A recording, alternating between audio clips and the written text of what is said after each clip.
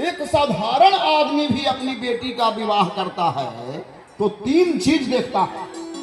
पहला, उम्र, अपनी बेटी का उम्र और दूल्हा का उम्र वो देखता है।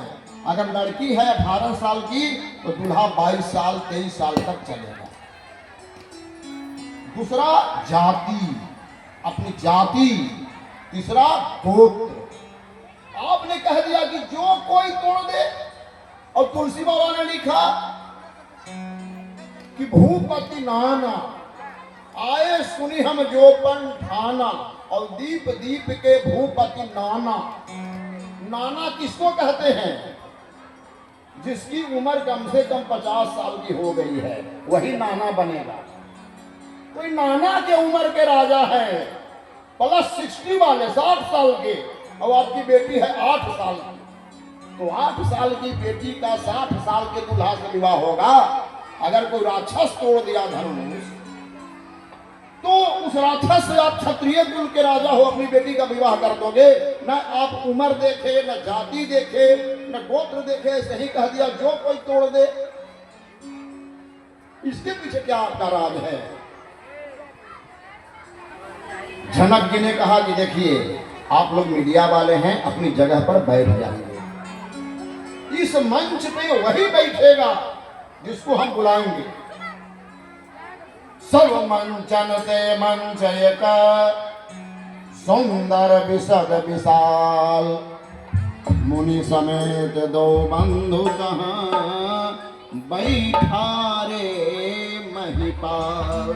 मीडिया वालों को जनक जी बोले कि देखिए, कोई भी शादी विवाह में बहुत सारी कुर्सियां होती है, लेकिन दूल्हा जिस कुर्सी पे बैठता है तो सबसे अलग किस्म की होती है। तो सब मंचन से मंच एक सुंदर विशद विशाल, सभी मंचों से एक अलग किस्म का मंच था, और उसी मंच पर ले जाकर राम लक्ष्मण को विश्वामित्र के साथ जनक जी बैठा देते हैं। और मीडिया वालों को इशारा किए कि देखो, मेरा दामाद यही बनेगा। दूल्हा की कुर्सी पर बैठा दिए। अब रावण क्या बोलता है? अरे जनक जी, मैं लंका का राजा रावण भी आया हूं। लगता है कि जनक जी आपको ज्योतिषी का ज्ञान नहीं है। जनक जी पूछे वो कैसे? अरे महाराज, पहली राशि जो होती है वो कन्या, तब धनु। तो तुम हमको अपनी कन्या दे दो और बाद में हम धनुष तोड़ देंगे। देखिए रावण कितना होशियार है। जनक जी को समझा रहा है कि पहली राशि कन्या, तब धनु। तो कन्या हमको दे दो, बाद में धनुष हम तोड़ देंगे। जब हम कैलाश को उठा लेते हैं तो धनुष क्या है? जनक जी बोले कि आपका नियम लंका में चलेगा, यहाँ का नियम मेरा है। पहले धनुष टूटेगा तब हम कन्या देंगे। रावण लगा के अपनी जगह पर बैठ गया।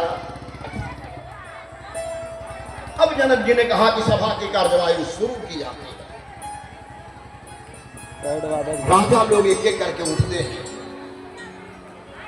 धनुष के पास आने लगे। उठाना तो दूर रहा, धनुष पर ही राजा गिर पड़ते हैं, और धनुष राजा की सारी शक्ति को खींच लेती है। अधिक अधिक गरुड़ाई। क्यों ऐसा क्यों हो रहा है?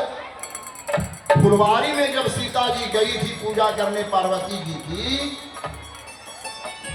तो एक बार पूजा की और दोबारा जब गई तो प्रार्थना की। अनशन पर बैठ गई सीता जी और पार्वती जी को बोली कि तब तक नहीं उठूंगी जब तक आप हमको वरदान नहीं दे दोगे। पार्वती बोली कि कौन सा वरदान चाहती हो? सीता बोली कि मैं यही चाहती हूँ कि हमारे पिताजी प्रतिज्ञा कर लिए हैं कि जो धनुष तोड़ेगा उसी से मेरा विवाह होगा, तो धनुष केवल राम से ही टूटे। मैं राम से प्रेम करती हूँ। आज क्या होता है, आज लड़की अगर प्रेम करती है किसी लड़का से और लड़का करता है प्रेम किसी लड़की से, और दोनों विवाह करना चाहते हैं, लड़का बोलता है कि अपने माता पिता से तुम पूछो क्या करते हैं, क्योंकि मैं तुमसे प्रेम करता हूं दुर्गा समझ के, और तुम्हारा बाप हमको काट देगा मुर्गा समझ के। विवाह नहीं होगा क्योंकि प्रेम सच्चा नहीं है। सीता जी बोली कि धनुष उसी से टूटना चाहिए जिसको मैं चाहती हूं। पार्वती जी टेलीफोन करती है शंकर जी के पास, हेलो हेलो। शंकर जी बोले कैलाश से कि हाँ मैडम बोलो बोलो। मैं बोल रही हूँ भोलेनाथ कि धनुष है आपका और आपका चेला रावण भी आया हुआ है और राम भी आए हुए हैं, धनुष राम से टूटना चाहिए। सीता जी जानती है कि किसी कार्य को अगर कराना है अफसर से तो मैडम को पैरवी करा दो, मैडम को पटा लो। मैडम अगर अपने स्वामी जी से कह देगी काम आपका हो जाएगा। बोले कि आप जल्दी बोलिए धनुष राम से ही टूटना चाहिए। शंकर जी बोले कि मेरा चेलवा भी आया हुआ है, जाओ मैं वचन देता हूं पार्वती कि मैं स्वयं वहां पे आऊंगा। जब भगवान राम धनुष को तोड़ने के लिए जाएंगे रंगभूमि में तो मैं स्वयं वहां पे खड़ा हो जाऊंगा।